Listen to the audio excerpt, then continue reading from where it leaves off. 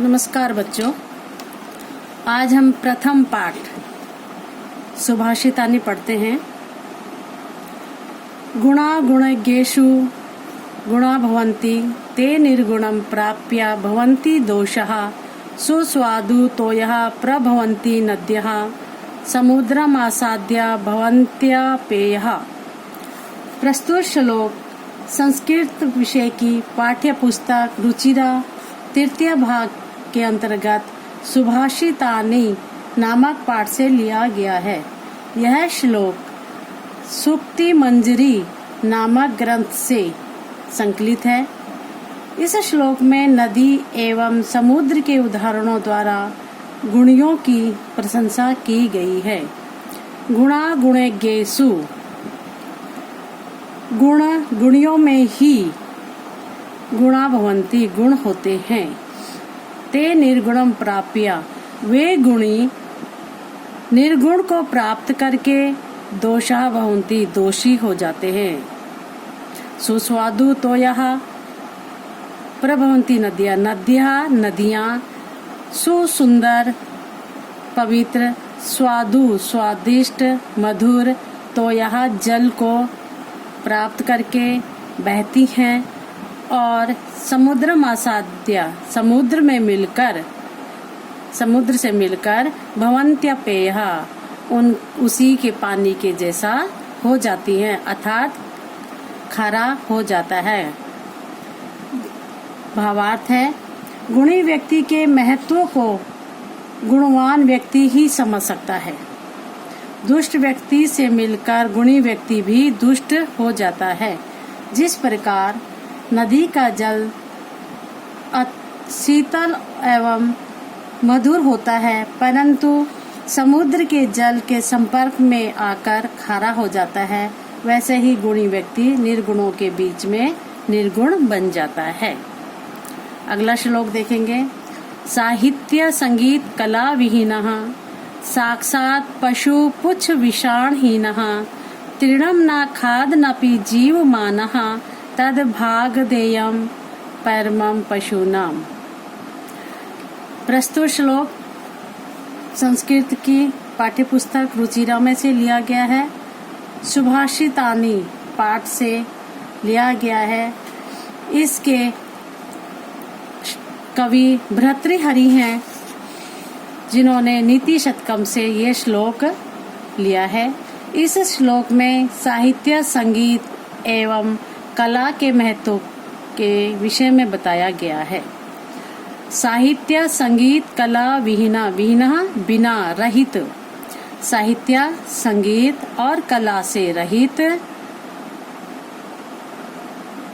पशु पुच्छ विषाणहीना, पशु पुच्छ विषाणहीना, पूंछ और सिंग से रहित पशु के समान साक्षात है। तृणम ना खाद नपि, घास ना खाता हुआ भी वह प्राणी, वह मनुष्य इस संसार में जीता है। उससे अच्छा भाग्य तद भागधेयम, उससे अच्छा भाग्य परमं पशुनाम, जानवरों का होता है। भावार्थ, जो व्यक्ति साहित्य संगीत इत्यादि कलाओं में रुचि नहीं रखता है, वह पशु के समान ही जीवन यापन करता है। अगला श्लोक।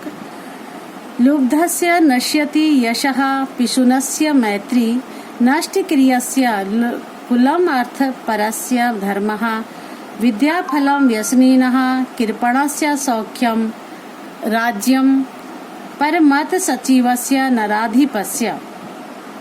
प्रस्तुत श्लोक संस्कृत विषय की पाठ्य पुस्तक रुचिरा भाग 3 के अंतर्गत सुभाषितानि नामक पाठ से लिया गया है।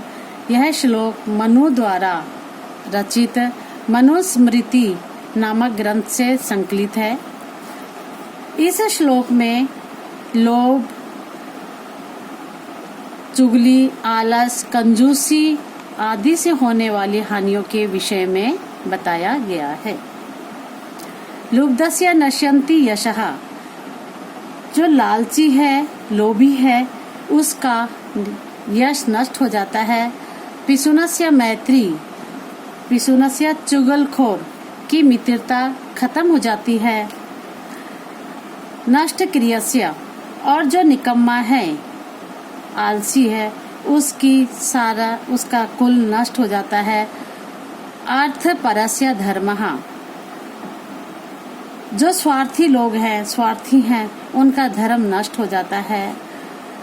विद्या फलम व्यसनीनः, व्यसनीनः जो आलसी हैं, बुरी लत लगाने वाले हैं, दुराचारी हैं, उनका विद्या फल नष्ट हो जाता है। कृपणस्य सौख्यम, चुगलखोर कंजूस, कंजूस का सुख खत्म हो जाता है। नराधिपस्य, और जिस राजा का मंत्री, सचिवस्य मंत्री आलसी है, उस राज्य का सुख सारा नष्ट हो जाता है। भावात लोभ, चुगली, आलस्य, स्वार्थ, कंजूसी आदि से मनुष्य की उन्नति नहीं होती, अपितु उसका पतन हो जाता है। तथा जिस राजा का मंत्री आलसी और दुर्व्यसनी है, उस राजा का तो राज्य ही नष्ट हो जाता है। अगला श्लोक देखेंगे। पीत्वा रसम तु कटुकम मधुरम सम्मानम माधुर्यमेव जनेत मधुमक्षिकसौ संतस्तथैव समसज्जन दुर्जनानां श्रुत्वा वचः मधुर सुक्त रसम सृजन्ति। प्रस्तुत श्लोक संस्कृत विषय की पाठ्य पुस्तक रुचिरा भाग 3 से ली गई है। सुभाषितानी पाठ से लिया गया है। यह श्लोक महाकवि माघ के द्वारा रचित शिशुपाल वध नामक महाकाव्य से संकलित है। इस श्लोक में सज्जनों की वाणी हर परिस्थिति में मधुरता का ही संचार करती है। प्रस्तुत श्लोक में इस प्रकार का वर्णित किया गया है। पीत्वा रसम तु कटुकम मधुरम रसम, मधुमक्षिकसो, जो मक्खी है वह मधुमक्खी जो कड़वे रस को पीकर मधुर के समान मधुरता शहद को उत्पन्न करती है,